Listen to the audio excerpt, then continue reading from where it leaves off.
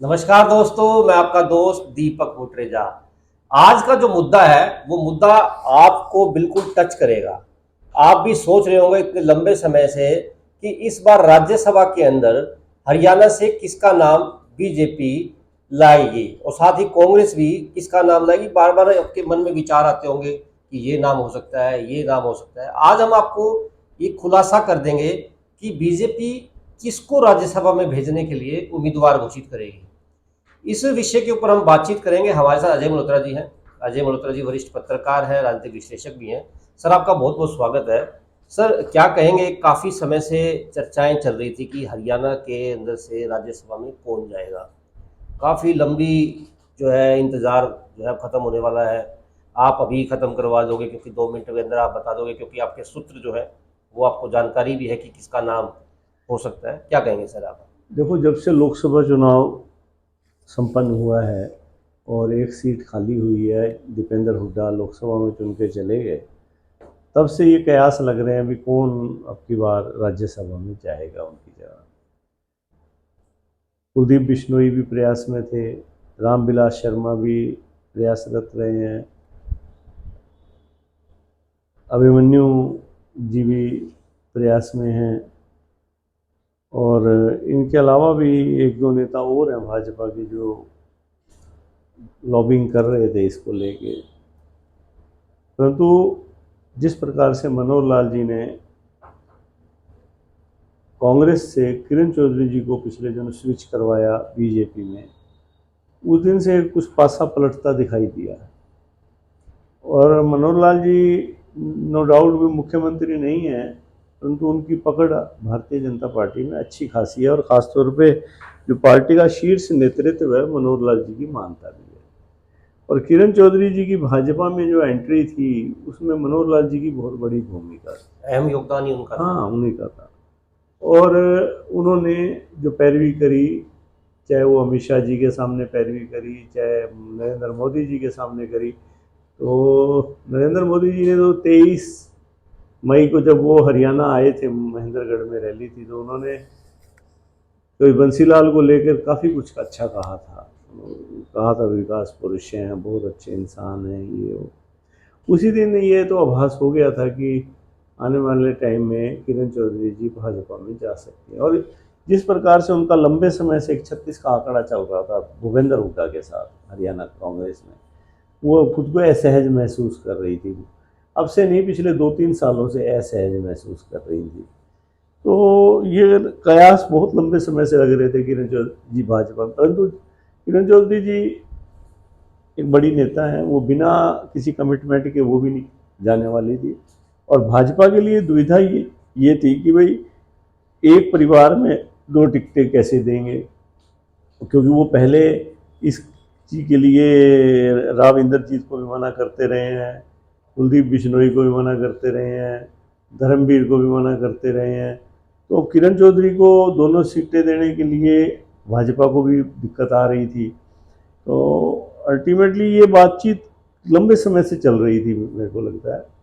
अब जाके जब सिरे चढ़ी तो भाजपा ने उनको कमिट किया, भाई ठीक है। बदले हालात थे, क्योंकि भाजपा हरियाणा में 5 सीटें हार गई, और अब भाजपा के लिए विधानसभा चुनाव एक बहुत बड़ी चुनौती है, और कांग्रेस हौसले में है अब विधानसभा चुनाव को लेके। तो उन्होंने अब किरण चौधरी जी को हाँ भरी भी आप हम ले लेते हैं।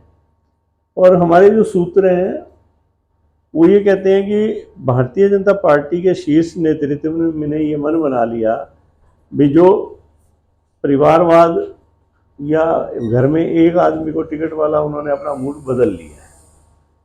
वो अब की बार देखना आप, राव इंद्रजीत को भी टिकट देंगे, और 50-50 चांस है शायद धर्मवीर जी के बेटे को भी कहीं ना कहीं से टिकट देंगे। और अब किरण चौधरी जी को जो उन्होंने कमिटमेंट करी, किरण चौधरी जी को हम राज्यसभा में भेज देंगे और श्रुति चौधरी तो शाम से चुनाव लड़ लेंगी। तो अभी 2 दिन पहले भाजपा का जो कोर ग्रुप है दिल्ली में, अमित शाह जी के यहाँ मीटिंग हुई थी, और उसमें लगभग ये फाइनल हो गया है कि सभी दावेदारों को दरकिनार करते हुए किरण चौधरी जी को राज्यसभा में भेजने का फैसला लिया है। उसके पीछे कई कारण हैं। एक तो भिवानी महेंद्रगढ़ पार्लियामेंट में श्रुति चौधरी चुनाव लड़ती रही हैं। फिर क्योंकि पिछले कुछ दिनों से जैसे दुष्यंत चौटाला का पार्टी से अलग होना, अपना वीरेंद्र सिंह का पार्टी से अलग होना, तो अब एक बड़ा परिवार, बंसीलाल जी का नाम बहुत बड़ा है हरियाणा की राजनीति में, उस परिवार से अपने जुड़ाव को बढ़ाना चाहती थी भारतीय जनता पार्टी। और किरण चौधरी जी का दक्षिण हरियाणा और ख़ास तौर पे जो विकास पार्टी का उनका पुराना वर्कर है पूरे हरियाणा में, वो किरण चौधरी जी के साथ है। और उनका भिवानी की जो ख़ास तौर पे सीटें हैं उनमें प्रभाव भी है। ये तो ठीक है कि ये प्रभाव का फैसला तो मतदाता करेगा कि चुनाव में कितना वो मतदाता साथ खड़ा होता है उनके, परंतु जहाँ सरसरी तौर पे हम देखते हैं किरण चौधरी जी का प्रभाव रहा है। तभी कांग्रेस में जब भी उनकी इच्छा के विपरीत कोई कैंडिडेट उतरा है तो उसको भिवानी जिले में मार खानी पड़ी है, और जो उनकी इच्छा के अनुरूप उतरे हैं तो उनको कहीं ना कहीं उनका समर्थन मिला, उन्होंने वोट भी लिए हैं। तो एक कद्दावर नेता हैं। तो भारतीय जनता पार्टी ने, जब भारतीय जनता पार्टी के सामने कांग्रेस ने बड़ी कड़ी चुनौती अब करती है, तो भाजपा भी अपने सारे पत्ते खोल रही है अब, साम दाम दंड, हाँ सारे के सारे। तो भारतीय जनता पार्टी ने भी मन बना लिया है कि ये जो परिवार, पहले तो उन्होंने देखो मोदी जी वाला स्पष्ट किया भी 75 साल वाली हमने कोई लिखित में हमारा संविधान नहीं है। अब उन्होंने कह दिया भाई ठीक है, परिवारवाद भी हमारे आड़े नहीं आता, हमारे लिए सत्ता ज़्यादा जरूरी है। तो उन्होंने परिवारवाद को भी आड़े हटा दिया, क्योंकि राव इंद्रजीत जी का बहुत प्रेशर पड़ रहा है वहाँ से आरती राव के लिए, क्योंकि राव इंद्रजीत की भी आखिरी पारी है, 73 साल के वो भी हो चुके हैं। अगला चुनाव लड़े ना लड़े, वो खुले मंच से कह रहे हैं बार बार कि आरती चुनाव लड़ेगी। तो मेरे को लगता है कि आरती राव को अकेली से टिकट भारतीय जनता पार्टी देने जा रही है, और श्रुति को तो शाम से, और किरण चौधरी जी को राज्यसभा में भेजने का प्रोग्राम बन गया। और इस बात पे पार्टी नेतृत्व ने मोहर लगा दिया, और इसकी घोषणा अब कभी भी हो सकती है, क्योंकि राज्यसभा चुनाव का समय थोड़ा गैप तो उसको भी चाहिए, क्योंकि फिर बाद में विधानसभा चुनाव आ जाएगा। तो इसलिए चुनाव की घोषणा से पहले ही राज्यसभा चुनाव करवाया जाएगा। और किरण चौधरी जी से उम्मीद है कि वो उनको बनाएंगे, और ताकि किरण चौधरी जी को न केवल बंसीलाल सपोर्टर्स या जाट मतदाताओं को ध्यान में रख के करा जा रहा है, कुछ किसानों को भी पार्टी चाह रही है कुछ पैसिफाई करना। मतलब बीजेपी को बेनिफिट होने की संभावनाएं हैं सर, अगर किरण चौधरी जी को राज्यसभा में अगर भेज दिया जाता है, क्योंकि सिर के ऊपर फिर विधानसभा चुनाव भी है, ऐसे में क्या मानते हैं? देखो, किरण चौधरी जी के पास हर एक हल्के में वोट तो है ही, और फायदा तो होगा, कितना होगा ये तो वक्त बताएगा। बाकी ये है कि फायदा जरूर होगा, तभी तो पार्टी इस लाइन पे सोच रही है कि उन्हें राज्यसभा में भेजा जाए। सोचा कि आ जाए, उन्होंने लगभग तय कर लिया। मतलब बीजेपी का इस बार स्वरूप जो है वो बदला बदला दिखाई देगा, चाहे परिवारवाद की बात हो, चाहे जिस तरह के जो उन्होंने निर्णय लिए थे पहले भी, हम एक परिवार से एक ही को टिकट देते हैं, या वो तो उन्होंने परिवारवाद पे तो काटा मार दिया। अब उन्होंने परिवारवाद तो उनके अब कह दिया जाएगा थोड़े दिन बाद, हमने कोई ये थोड़ा कह रखा है कि हमारे संविधान में है ये, केवल और केवल जो है सत्ता चाहिए, क्योंकि उसके लिए हरियाणा बहुत महत्वपूर्ण स्टेट है। दिल्ली की 3 तरफ से हरियाणा से घिरा हुआ है, और इधर से पंजाब ऑलरेडी उनके पास सत्ता नहीं है, हिमाचल उनके पास नहीं है। अगर हरियाणा भी उनके हाथ से चला जाता है तो भारतीय जनता पार्टी के लिए नॉर्थ के अंदर दिक्कत आएगी, काफ़ी दिक्कतें आएंगी। हाँ।